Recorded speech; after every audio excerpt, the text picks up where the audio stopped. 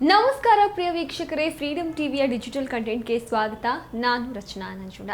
ಇವತ್ತಿನ ನಮ್ಮ ವಿಶೇಷ ಸಿನಿಮಾ ಸೆಗ್ಮೆಂಟ್ನಲ್ಲಿ ನಾವು ಪ್ರಮುಖವಾಗಿ ನಮ್ಮ ಕನ್ನಡದ ಸಿನಿಮಾಗಳ ಬಗ್ಗೆ ಮಾತನಾಡ್ತಿದ್ದೀವಿ. ಯಾವ ಸಿನಿಮಾಗಳು ಅಂತ ನೀವು ಯೋಚನೆ ಮಾಡ್ತಿದ್ರೆ ಈಗಾಗಲೇ ವರ್ಷದ 6 ತಿಂಗಳುಗಳು ಕಳೆದಿವೆ. ಹೀಗಾಗಿ 6 ತಿಂಗಳಲ್ಲಿ ಬಂದಿರುವಂತಹ ನಮ್ಮ ಕನ್ನಡ ಸಿನಿಮಾಗಳಲ್ಲಿ ಎಷ್ಟು ಸಿನಿಮಾಗಳು ಸೂಪರ್ ಡೂಪರ್ ಹಿಟ್ ಆಗಿದ್ದಾವೆ, ಎಷ್ಟು ಸಿನಿಮಾಗಳು ಫ್ಲಾಪ್ ಆಗಿದ್ದಾವೆ, ಈ ಎಲ್ಲ ವರ್ಷಗಳನ್ನು ಹೋಲಿಕೆ ಮಾಡಿದ್ರೆ ಈ ವರ್ಷ ಎಷ್ಟು ಮಟ್ಟಿಗೆ ನಮ್ಮ ಕನ್ನಡ ಇಂಡಸ್ಟ್ರಿ ಸಿನಿಮಾ ಕೊಡೋದ್ರಲ್ಲಿ ಸಕ್ರಿಯವಾಗಿತ್ತು, ಯಾವ ರೀತಿಯಾಗಿ ಸಿನಿಮಾಗಳು ಕೊಟ್ಟಿದೆ, ಯಾವ ಸ್ಟಾರ್ ನಟರ ಸಿನಿಮಾ ಬಂದಿದೆ ಹಾಗೂ ಯಾವ ಸ್ಟಾರ್ ನಟರು ಇನ್ನೂ ಕೂಡ ಸಿನಿಮಾ ಮಾಡೋದ್ರಲ್ಲೇ ಬ್ಯುಸಿ ಆಗಿದ್ದಾರೆ ಅನ್ನೋ ಕುರಿತಾಗಿ ಇವತ್ತು ನಾವು ಮಾತನಾಡ್ತಾ ಹೋಗೋಣ. ಯಾಕಂದರೆ ಈಗಾಗಲೇ 2026 ಶುರುವಾಗಿ 6 ತಿಂಗಳುಗಳು ಕಳೆದು ಹೋಗಿವೆ. ಈಗಾಗಲೇ ನಾವು ಜುಲೈ ಮಂತ್ನಲ್ಲಿದ್ದೀವಿ. ಹೀಗಾಗಿ 6 ತಿಂಗಳು ಅಂದರೆ ಅರ್ಧ ವರ್ಷದಲ್ಲಿ ನಮ್ಮ ಸ್ಯಾಂಡಲ್ವುಡ್ನಲ್ಲಿ ಯಾವೆಲ್ಲ ಸಿನಿಮಾಗಳು ಬಂದಿದೆ ಅಂತ ಒಂದು ಸಾರಿ ಹಿಂತಿರುಗಿ ನೋಡೋದಾದರೆ, ಇನ್ನು ಜಾನ್ವರಿ ತಿಂಗಳಿನಲ್ಲಿ ದುನಿಯಾ ವಿಜಯ್ ಅವರು ನಟಿಸಿದಂತಹ ಲ್ಯಾಂಡ್ ಲಾರ್ಡ್ ಸಿನಿಮಾ ಏನಿದೆ, ಇದರಲ್ಲಿ ಕೇವಲ ದುನಿಯಾ ವಿಜಯ್ ಅವರು ಮಾತ್ರ ನಟನೆ ಮಾಡಿರೋದಲ್ಲ, ಅವರ ಜೊತೆಗೆ ದೊಡ್ಡ ತಾರಾ ಬಳಗವೇ ಈ ಸಿನಿಮಾದಲ್ಲಿತ್ತು. ದುನಿಯಾ ವಿಜಯ್ ಅವರು ಹಾಗೂ ರಚಿತಾ ರಾಮ್ ಅವರು ಅವರೊಟ್ಟಿಗೆ ಇನ್ನೊಂದಷ್ಟು ದೊಡ್ಡ ತಾರಾ ಬಳಗವೇ ಹೊಂದಿತ್ತು ಈ ಒಂದು ಲ್ಯಾಂಡ್ ಲಾರ್ಡ್ ಸಿನಿಮಾ. ಆದರೂ ಕೂಡ ಇದು ನಿರೀಕ್ಷಿತ ಮಟ್ಟದಲ್ಲಿ ಯಶಸ್ಸನ್ನು ಕಾಣೋದಕ್ಕೆ ಸಾಧ್ಯ ಆಗಲಿಲ್ಲ. ಇದರ ಜೊತೆಗೆ ಹೊಸಬ್ರ ಒಂದು ಪ್ರಯತ್ನ ಅನ್ನೋ ರೀತಿ ವಿಕಲ್ಪ ಅನ್ನೋ ಒಂದು ಸಿನಿಮಾ ಬಂತು. ಒಂದು ವಿಭಿನ್ನವಾದಂತಹ ಕಥಾಹಂದರ ಒಟ್ಟಿಗೆ ಈ ಸಿನಿಮಾ ಬಂತು. ಇದು ಕೂಡ ಥಿಯೇಟರಲ್ಲಿ ಅಷ್ಟು ಹೆಸರು ಮಾಡೋದಕ್ಕೆ ಆಗಲಿಲ್ಲ. ಹಾಗೂ ಜಮೀರ್ ಅಹಮದ್ ಖಾನ್ ಅವರ ಪುತ್ರನ ಒಂದು ಸಿನಿಮಾ ಕಲ್ಟ್ ಅನ್ನೋ ಸಿನಿಮಾ ಕೂಡ ಬಂತು. ಹಾಡುಗಳ ಮುಖಾಂತರ ಎಲ್ಲರ ಮನಸ್ಸನ್ನು ಗೆಲ್ತು ನಿಜ, ಆದರೆ ಥಿಯೇಟರಲ್ಲಿ ಅಷ್ಟು ಮಟ್ಟಿಗೆ ದೊಡ್ಡ ಹೆಸರು ಮಾಡಲಿಲ್ಲ. ಈ ಸಿನಿಮಾದಲ್ಲಿ ರಚಿತಾ ರಾಮ್ ಅವರು ಕೂಡ ಇದ್ದರು, ಮಲೈಕಾ ಟಿ ವಸುಪಾಲ್ ಅವರು ಕೂಡ ಈ ಸಿನಿಮಾದಲ್ಲಿ ನಟನೆ ಮಾಡಿದರು. ಆದರೂ ಕೂಡ ಅಷ್ಟು ಮಟ್ಟಿಗೆ ಆ ಸಿನಿಮಾ ಯಶಸ್ಸನ್ನು ಕಾಣಲಿಲ್ಲ. ಈ ಮೂಲಕ ಜಾನ್ವರಿಯಲ್ಲೂ ಕೂಡ ನಮಗೆ ಯಾವುದೇ ರೀತಿಯಾದಂತಹ ಕನ್ನಡದಲ್ಲಿ ಒಂದು ಉತ್ತಮ ಸಿನಿಮಾವನ್ನು ನೋಡುವಂಥ ಅವಕಾಶ ನಮ್ಮ ಕನ್ನಡ ಸಿನಿ ಪ್ರೇಮಿಗಳಿಗೆ ಸಿಗಲಿಲ್ಲ, ಕನ್ನಡ ಅಭಿಮಾನಿಗಳಿಗೆ ಸಿಗಲಿಲ್ಲ. ಇನ್ನು ಫೆಬ್ರವರಿ ತಿಂಗಳನ್ನು ತೆಗೆದುಕೊಳ್ಳೋದಾದರೆ ಅರ್ಜುನ್ ಸರ್ಜಾ ಅವರ ಮಗಳು ನಟಿಸಿದಂತಹ ಸೀತಾ ಪಯಣ ಸಿನಿಮಾ ಬಿಡುಗಡೆಯಾಯಿತು. ಅರ್ಜುನ್ ಸರ್ಜಾ ಅವ್ರು ಯಾರಿಗೆ ಗೊತ್ತಿಲ್ಲ ಹೇಳಿ, ನಮ್ಮ ಕನ್ನಡದಲ್ಲಿ ಹೆಸರಾಂತ ಸಿನಿಮಾಗಳನ್ನು ಕೊಟ್ಟಿದ್ದಾರೆ. ಹಾಗೂ ಶ್ರೀ ಮಂಜುನಾಥ ಸಿನಿಮಾ ಆಗಿರಬಹುದು, ಹಾಗೂ ಇನ್ನೂ ಹಲವು ಸಿನಿಮಾಗಳಲ್ಲಿ ಅರ್ಜುನ್ ಸರ್ಜಾ ಅವರು ಕಾಣಿಸ್ಕೊಂಡಿದ್ದಾರೆ. ಅವರನ್ನು ಆ್ಯಕ್ಷನ್ ಮಾಸ್ಟರ್ ಅಂತಲೇ ಕರಿಬಹುದು. ಯಾಕಂದರೆ ಅಷ್ಟು ಚೆನ್ನಾಗಿ ಅವರು ತೆರೆ ಮೇಲೆ ಅಷ್ಟು ಚೆನ್ನಾಗಿ ಒಂದು ಫೈಟ್ ಸೀನ್ಸ್ ಆಗಿರಬಹುದು, ಆ್ಯಕ್ಷನ್ ಸೀನ್ಸ್ ಆಗಿರ್ಬೋದು, ಅಷ್ಟು ಚೆನ್ನಾಗಿ ಅವರು ಮಾಡಿರ್ತಾರೆ. ಅವರ ಪುತ್ರಿ ಐಶ್ವರ್ಯ ಅರ್ಜುನ್ ಅವರ ನಟನೆಯ ಸೀತಾ ಪಯಣ, ಈ ಸಿನಿಮಾದು ಒಂದು ಸ್ಪೆಷಲ್ ಏನು ಅಂದರೆ, ಒಂದು ಕಡೆ ಅರ್ಜುನ್ ಸರ್ಜಾ ಅವರ ಪುತ್ರಿ ಐಶ್ವರ್ಯ ಅರ್ಜುನ್ ಅವರು, ಮತ್ತೊಂದು ಕಡೆ ಉಪೇಂದ್ರ ಅವರ ಅಣ್ಣನ ಮಗ ಈ ಒಂದು ಸಿನಿಮಾದಲ್ಲಿ ನಟನೆ ಮಾಡಿದ್ದಾರೆ. ಆದರೂ ಕೂಡ ಈ ಸಿನಿಮಾವು ಕೂಡ ಥಿಯೇಟರಲ್ಲಿ ಅಷ್ಟು ದೊಡ್ಡ ಮಟ್ಟಿಗೆ ಯಶಸ್ಸನ್ನು ಕಾಣಲಿಲ್ಲ. ಸಿನಿಮಾ ಬಹಳ ಚೆನ್ನಾಗಿದೆ ಅಂತ ಹೇಳಿ ಎಲ್ಲರೂ ಕೂಡ ಸಿನಿ ತಾರಿಯರು ಹೋಗಿ ಒಂದು ರೆಸ್ಪಾನ್ಸನ್ನು ಕೊಟ್ಟರು. ಆದರೆ ಈ ಸಿನಿಮಾ ಅಷ್ಟರ ಮಟ್ಟದಲ್ಲಿ ದೊಡ್ಡದಾಗಿ ಹೆಸರು ಮಾಡೋದಕ್ಕಾಗಲಿಲ್ಲ. ಹೀಗಾಗಿ ಫೆಬ್ರವರಿ ತಿಂಗಳಿನಲ್ಲೂ ಕೂಡ ನಾವು ಅಂಥ ಯಾವುದೇ ಸಿನಿಮಾವನ್ನು ನೋಡೋದಕ್ಕೆ ಸಿಗಲಿಲ್ಲ. ಎಲ್ಲೋ ಒಂದು ಕಡೆ ಇತ್ತೀಚೆಗೆ ಸಿನಿಮಾಗಳು ಬರೋದು ಕಡಿಮೆ ಆಗಿದೆ, ಕನ್ನಡ ಸಿನಿಮಾಗಳು ಬರೋದು ಕಡಿಮೆ ಆಗಿದೆ ನಿಜ. ಆದರೆ ಅದು ಬಂದ ಮೇಲೂ ಕೂಡ ಥಿಯೇಟರಲ್ಲಿ ತುಂಬ ದಿನಗಳಲ್ಲ, ಕೇವಲ ಒಂದು ವಾರದಲ್ಲೇ ಆ ಸಿನಿಮಾಗೆ ಯಾರು ಕೂಡ ವೀಕ್ಷಕರು ಬರೋದಿಲ್ಲ ನೋಡೋದಕ್ಕೆ. ಹೀಗಾಗಿ ಆ ಸಿನಿಮಾ ಅತಿ ಹೆಚ್ಚು ಕಾಲ ಥಿಯೇಟರ್ಗಳಲ್ಲಿ ಉಳಿಯೋದಿಲ್ಲ. ಈ ಹಿಂದೆ ಯಾವ ರೀತಿಯಾಗಿ 100 ಡೇಸ್, 25 ಡೇಸ್, 50 ಡೇಸ್ ಅಂತೆಲ್ಲ ಹೇಳಿ ಒಂದು ಸಂಭ್ರಮಾಚರಣೆ ಇರ್ತಿತ್ತಲ್ಲ, ಇದೀಗ ನಾವು ಆ ಥರ ನೋಡೋದು ತುಂಬ ತೀರಾ ಕಡಿಮೆ, ರೇರ್ ಅಂತಲೇ ಹೇಳಬಹುದು. ಇತ್ತೀಚೆಗೆ ಆ ರೀತಿಯಾಗಿ ಆಗೋದು 100 ದಿನ ಎಲ್ಲ ಕನಸಿನ ಮಾತು ಅಂತ ಹೇಳಬಹುದು. ಶಿವರಾಜ್ ಕುಮಾರ್ ಅವ್ರ ಸಿನಿಮಾ ಆಗಿರಬಹುದು, ಹಾಗೂ ರವಿಚಂದ್ರನ್ ಅವ್ರ ಸಿನಿಮಾ, ಪುನೀತ್ ರಾಜ್ಕುಮಾರ್ ಅವ್ರ ಸಿನಿಮಾಗಳನ್ನು ಈಗಲೂ ಕೂಡ ರಿಲೀಸ್ ಮಾಡಿದ್ರೆ ಅದು 100 ಡೇಸ್ ಓಡುತ್ತೆ. 100 ಡೇಸ್ಗಿಂತ ಜಾಸ್ತಿ ದಿನ ಜನರು ಅದನ್ನು ಥಿಯೇಟರಲ್ಲಿ ನೋಡೋಕೆ ಇಷ್ಟಪಡ್ತಾರೆ. ಅಷ್ಟು ದೊಡ್ಡ ಮಟ್ಟಿಗೆ ಸಂಭ್ರಮಾಚರಣೆ ಇರುತ್ತೆ ಥಿಯೇಟರ್ ಒಳಗಡೆ ಹೊರಗಡೆ.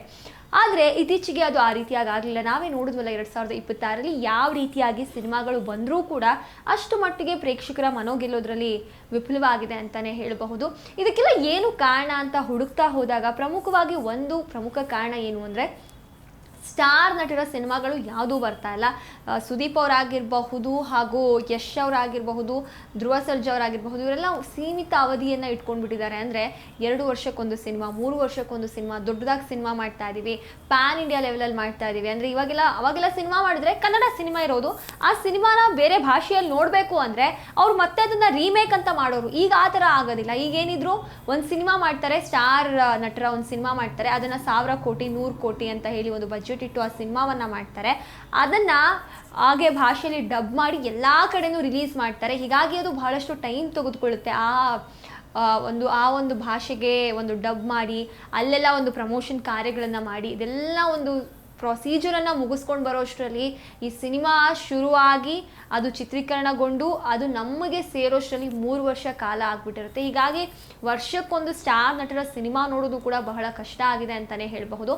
ಈಗ ನಮ್ಮ ಸ್ಯಾಂಡಲ್ವುಡ್ನಲ್ಲಿ ಇರುವಂತಹ ಸ್ಟಾರ್ ನಟರು ಅಷ್ಟಾಗಿ ಸಿನಿಮಾಗಳನ್ನು ನಮಗೆ ಕೊಡ್ತಾ ಇಲ್ಲ, ಜಾಸ್ತಿ ಕೊಡ್ತಾ ಇದ್ದಾರೆ, ಅಲ್ಲೊಂದು ಇಲ್ಲೊಂದು ಅಂತಲೇ ನಾವು ಹೇಳಬಹುದು. ಈ ಮೂಲಕ ಎಲ್ಲೋ ಒಂದು ಕಡೆ ನಮಗೆ ನಮ್ಮ ಕನ್ನಡ ಸಿನಿ ಪ್ರೇಮಿಗಳಿಗೆ ಕನ್ನಡ ಸಿನಿಮಾಗಳನ್ನು ಯಾರು ತುಂಬ ಇಷ್ಟಪಟ್ಟು ನೋಡ್ತಾ ಇದ್ರು, ನಮಗೇನಾಗಿದೆ ಅಂದರೆ ಕನ್ನಡ ವೀಕ್ಷಕರಿಗೆ ಈ ಹಿಂದೆ ಎಲ್ಲ ನಾವು ಒಳ್ಳೊಳ್ಳೆ ಸಿನಿಮಾಗಳನ್ನು ನೋಡಿದ್ದೀವಿ. ಪುನೀತ್ ರಾಜ್ಕುಮಾರ್ ಅವರ ಸಿನಿಮಾಗಳು, ಧ್ರುವ ಸರ್ಜಾ ಅವರ ಸಿನಿಮಾಗಳು, ಹಾಗೂ ಶಿವರಾಜ್ ಕುಮಾರ್ ಅವರ ಸಿನಿಮಾಗಳು, ದರ್ಶನ್ ಸಿನಿಮಾಗಳು, ಇವೆಲ್ಲ ಸಿನಿಮಾಗಳನ್ನು ನಾವು ವರ್ಷಕ್ಕೊಂದು ನೋಡಿ ನೋಡಿ ನೋಡಿ ನಮಗೇನಾಗುತ್ತೆ ಅಂದರೆ ಇನ್ನೂ ಒಂದಷ್ಟು ಕನ್ನಡ ಸಿನಿಮಾಗಳು ನೋಡಬೇಕು, ನಮ್ಮ ನೆಲದ ಸಿನಿಮಾಗಳನ್ನು ನೋಡಬೇಕು ಅಂತ ಹೇಳಿ ನಮಗೆ ತುಂಬ ಇಷ್ಟ ಆಗುತ್ತೆ. ಆದರೆ ಆ ರೀತಿಯಾಗಿ ಯಾವುದೂ ಕೂಡ ಸಿನಿಮಾ ಬರ್ತಾ ಇಲ್ಲ. ಇದೆಲ್ಲೋ ಒಂದು ಕಡೆ ಬೇಸರಕ್ಕೆ ಕಾರಣ ಆಗುತ್ತೆ ಅಂತ ಹೇಳಬಹುದು.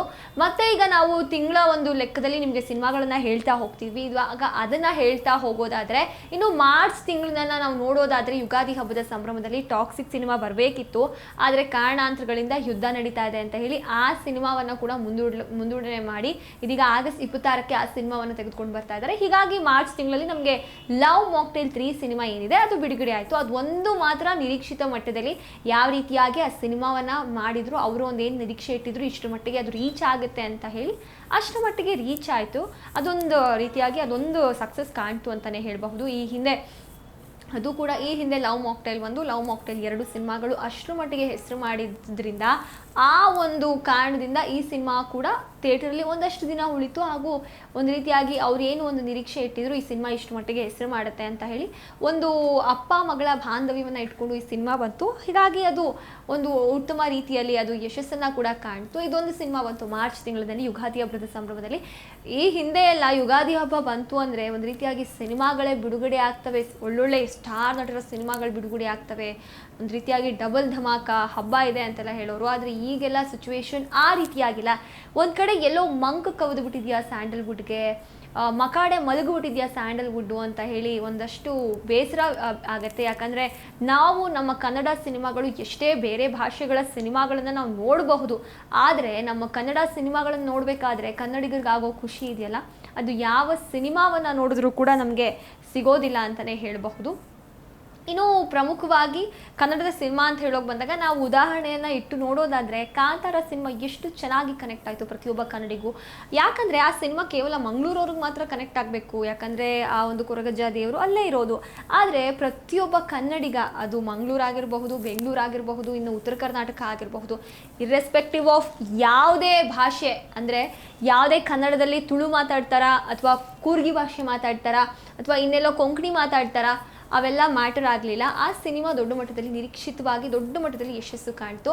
ಆ ರೀತಿಯಾಗಿ ನಮ್ಮ ಕನ್ನಡ ಸಿನಿಮಾಗಳು ಬಂದಾಗ ನಮಗೆ ತುಂಬ ಖುಷಿ ಆಗುತ್ತೆ. ನಮ್ಮ ಬೇರೆ ಭಾಷೆ ಸಿನಿಮಾ ನೋಡೋದಕ್ಕಿಂತ ನಮ್ಮ ನೆಲದ ಸಿನಿಮಾಗಳನ್ನು ನೋಡಬೇಕಾದ್ರೆ ಕನ್ನಡ ಅಭಿಮಾನಿಗಳಿಗೆ ಖುಷಿ ಆಗುತ್ತೆ. ಎಲ್ಲೋ ಒಂದು ಕಡೆ 2026 ಈ 6 ತಿಂಗಳಲ್ಲಿ ಒಂದು ರೀತಿಯಾಗಿ ನಿರಾಸೆಯಾಗಿದೆ ಅಂತಲೇ ಹೇಳ್ಬೋದು.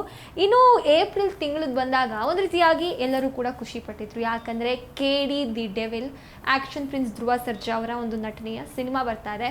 ಪ್ರೇಮ್ ಅವರ ನಿರ್ದೇಶನದಲ್ಲಿ ಈ ಸಿನಿಮಾ ಬರ್ತಾ ಇದೆ ಅಂತ ಹೇಳಿ ಈ ಸಿನಿಮಾದ ಹಾಡುಗಳು ಒಂದೆರಡು ಹಾಡುಗಳು ತುಂಬ ಇಷ್ಟ ಆಯಿತು. ಅದಾದ ಮೇಲೆ ಒಂದು ಹಾಡಿನ ವಿವಾದದ ಕಾರಣ ಸಿನಿಮಾವು ಕೂಡ ಎಲ್ಲೋ ಒಂದು ಕಡೆ ನಿರೀಕ್ಷಿತವಾಗಿ ಏನು ಒಂದು ಯಶಸ್ಸು ಕಾಣಬೇಕಿತ್ತು, ದೊಡ್ಡ ಮಟ್ಟದಲ್ಲಿ ದೊಡ್ಡ ಬಜೆಟ್ನಲ್ಲಿ ಈ ಒಂದು ಸಿನಿಮಾವನ್ನು KVN ಪ್ರೊಡಕ್ಷನ್ಸ್ ಅವರು ತಯಾರು ಮಾಡಿದ್ರು, ಅಷ್ಟರ ಮಟ್ಟದಲ್ಲಿ ಆ ಸಿನಿಮಾ ಯಶಸ್ಸನ್ನು ಕಾಣೋದಕ್ಕೆ ಸಾಧ್ಯ ಆಗಲಿಲ್ಲ. ಈ ಮೂಲಕ ನಮಗೆ ಏಪ್ರಿಲಲ್ಲೂ ಕೂಡ ಯಾವುದೇ ರೀತಿಯಾದಂಥ ಸಿನಿಮಾ ಸಿಗಲಿಲ್ಲ. KD ಸಿಕ್ತು, ಆದರೆ ಅದೆಷ್ಟರ ಮಟ್ಟದಲ್ಲಿ ಹೆಸರು ಮಾಡಿಲ್ಲ. ಇನ್ನು ಮೇ ತಿಂಗಳಲ್ಲಿ ನೋಡೋದಾದರೆ ಮೇ ತಿಂಗಳಲ್ಲಂತೂ ಒಂದು ಸಿನಿಮಾ ಬಿಡುಗಡೆ ಆಗಿಲ್ಲ ಸ್ಟಾರ್ ನಟರದ್ದು. ಬೇರೆ ಎಲ್ಲ ಸಿನಿಮಾಗಳು ಬಿಡುಗಡೆ ಆಗ್ತಾ ಇದೆ, ನಾವು ನೋಡೋದಾದರೆ ಬಹಳಷ್ಟು ಸಿನಿಮಾಗಳು ಬರ್ತವೆ, ಬರೋದು ಗೊತ್ತಾಗಲ್ಲ, ಹೋಗೋದು ಗೊತ್ತಾಗಲ್ಲ. ಎಲ್ಲೋ ಒಂದು ಕಡೆ ಇದಕ್ಕೆ ಕಾರಣ OTTನ ಅನ್ನೋ ಒಂದು ಪ್ರಶ್ನೆ ಕೂಡ ಬರುತ್ತೆ. OTT ಇದ್ರೂ ಕೂಡ OTT ಇದೆ ಅಂತ ಹೇಳಿ ಕಾಂತಾರ ಸಿನಿಮಾದಲ್ಲಿ OTTಲೇ ನೋಡ್ಬೋದು ಅಂತ ಸುಮ್ಮನೆ ಇರ್ಬೋದಿತ್ತು. ಜನ ಯಾಕೆ ಥಿಯೇಟರಿಗೆ ಬಂದರು, ಥಿಯೇಟರ್ಲಿ ಯಾಕೆ ಬೆಂಬಲ ಕೊಟ್ಟರು, ಯಾಕೆ ಅಷ್ಟು ದೊಡ್ಡ ಮಟ್ಟಿಗೆ ಕಲೆಕ್ಷನ್ ಆಯಿತು. ಸಿನಿಮಾ ಚೆನ್ನಾಗಿದ್ರೆ, ಕತೆ ಚೆನ್ನಾಗಿದ್ರೆ ಖಂಡಿತವಾಗ್ಲೂ ಜನ ಬಂದು ಥಿಯೇಟರಲ್ಲಿ ಆ ಸಿನಿಮಾ ನೋಡ್ತಾರೆ. ಹಾಗಾಗಿ OTT ಅದಕ್ಕೆ ಪ್ರಮುಖ ಕಾರಣ ಅಂತ ಕೂಡ ನಾವು ಹೇಳೋದಕ್ಕಾಗಲ್ಲ. ಒಂದಷ್ಟು ಜನ ಹೇಳೋದು ಮನೇಲೇ ನೋಡೋಣ ಅಂತ ಹೇಳ್ತಾರೆ, ಹೀಗಾಗಿ ಸಿನಿಮಾ ಅಷ್ಟರ ಮಟ್ಟಿಗೆ ಯಶಸ್ಸು ಕಾಣ್ತಿಲ್ಲ ಅಂತ ಹೇಳಿ. ಇನ್ನೊಂದಷ್ಟು ಜನ ಹೇಳ್ತಾರೆ ಚೆನ್ನಾಗಿದ್ರೆ ಸಿನಿಮಾ ಯಾವ OTTಲೂ ನೋಡಲ್ಲ, ಥಿಯೇಟರ್ ಎಕ್ಸ್ಪೀರಿಯನ್ಸ್ ಮಾಡೋದಕ್ಕೆ ಥಿಯೇಟರ್ಗೆ ಬಂದು ನೋಡ್ತಾರೆ ಅಂತ ಹೇಳ್ತಾರೆ. ಇದು ಒಂದು ರೀತಿಯಾಗಿ ಎಲ್ಲೋ ಒಂದು ಕಡೆ ಕಾರಣ ಆಗುತ್ತೆ. ಇನ್ನು ಜೂನ್ ತಿಂಗಳಲ್ಲಿ ನಾವು ನೋಡೋದಾದರೆ ಮ್ಯಾಂಗೋ ಪಚ್ಚಾ ಸಿನಿಮಾ ಬಂತು. ಸುಪ್ರಿಯಾ ಅನ್ವಿ ಕ್ರಿಯೇಷನ್ಸ್ ಅಡಿ ಈ ಒಂದು ಸಿನಿಮಾ ಬಂದಿರುವಂಥದ್ದು. ಸುದೀಪ್ ಅವರ ಪತ್ನಿ ಪ್ರಿಯಾ ಸುದೀಪ್ ಅವರು ಈ ಒಂದು ಸಿನಿಮಾವನ್ನು ನಿರ್ಮಾಣ ಮಾಡಿದರು ಹಾಗೂ ಸುದೀಪ್ ಅವರ ಅಕ್ಕನ ಮಗ ಈ ಒಂದು ಸಿನಿಮಾದಲ್ಲಿ ನಾಯಕ ನಟನಾಗಿ ಕಾಣಿಸ್ಕೊಂಡಿದ್ರು. ಈ ಸಿನಿಮಾವು ಕೂಡ ದೊಡ್ಡ ಮಟ್ಟದಲ್ಲಿ ಪ್ರಮೋಷನನ್ನು ಪಡೆದುಕೊಳ್ತು ಹಾಗೂ ಅವರು ಕೂಡ ಎಲ್ಲೆಡೆ ಸಂಚಿತ್ ಸಂಜೀವ್ ಅವರು ಕೂಡ ದೊಡ್ಡ ಮಟ್ಟದಲ್ಲಿ ಎಲ್ಲರಿಗೂ ರೀಚ್ ಆದರು ಪ್ರಮೋಷನ್ಸ್ ಮೂಲಕ. ಆದರೆ ಸಿನಿಮಾವು ಕೂಡ ಅಷ್ಟು ಮಟ್ಟದಲ್ಲಿ ಹೆಸರು ಮಾಡೋದಕ್ಕೆ ಆಗಲಿಲ್ಲ ಥಿಯೇಟರ್ಗಳಲ್ಲಿ, ಅಂದರೆ ಬಹಳಷ್ಟು ದಿನಗಳು ಓಡೋದಕ್ಕಾಗಲಿಲ್ಲ. ಇನ್ನು ಜುಲೈ ತಿಂಗಳು ತಗೊಳ್ಳೋದಾದರೆ ವಿನೋದ್ ಪ್ರಭಾಕರ್ ಅವರ ನಟನೆಯ ಬಲರಾಮನ ದಿನಗಳು ಬಂತು. ಆ ಒಂದು ಸಿನಿಮಾವು ಕೂಡ ಅಷ್ಟು ಮಟ್ಟಿಗೆ ನಿರೀಕ್ಷಿತವಾಗಿ ಯಶಸ್ಸನ್ನು ಕಾಣೋದಕ್ಕೆ ಸಾಧ್ಯ ಆಗಲಿಲ್ಲ. ಒಂದು ಭೂಗತ ರೌಡಿಸಮ್ ಅನ್ನು ಹೊಂದಿದಂತಹ ಕತೆ ಅದಾಗಿತ್ತು. ಈ ಒಂದು ಸಿನಿಮಾಗಳ ಪಟ್ಟಿಯನ್ನು ನೀವು ನೋಡೋದಾದರೆ ಯಾವ ರೀತಿಯಾಗಿ ಸಿನಿಮಾಗಳು ಬರ್ತಾ ಇದ್ದಾವೆ, ಒಂದಷ್ಟು ಒಳ್ಳೆ ಸಿನಿಮಾಗಳು ಬರ್ತಾ ಇದ್ದಾವೆ, ಹೊಸಬ್ರು ಬರ್ತಾ ಇದ್ದಾರೆ, ಆದರೆ ಯಾವ ಸಿನಿಮಾವು ಕೂಡ ಅಷ್ಟರ ಮಟ್ಟಿಗೆ ರೀಚ್ ಆಗ್ತಾ ಇಲ್ಲ ಅನ್ನೋದು ಎಲ್ಲರ ಒಂದು ಕ್ವೆಶನ್ ಮಾರ್ಕ್ ಅಂತಲೇ. ಈ ಒಂದು ಕ್ವೆಶನ್ ಮಾರ್ಕ್ಗೆ ನಮಗೂ ಕೂಡ ಉತ್ತರ ಸಿಕ್ಕಿಲ್ಲ. ಯಾಕಾಗಿ ಜನಕ್ಕೆ ಇಷ್ಟ ಆಗ್ತಿಲ್ಲ, ಯಾವುದೋ ಒಂದು ತಪ್ಪು. ಈ ಒಂದು ವಿಡಿಯೋದಲ್ಲಿ ನೀವು ಈ ಒಂದು ಸಿನಿಮಾದ ಲಿಸ್ಟ್ಗಳನ್ನು ನೋಡಿರ್ತೀರ, ಯಾವ ಸಿನಿಮಾಗಳನ್ನು ನಾವು ಹಾಕಿದ್ದೀವಿ ಅಂತ ಹೇಳಿ.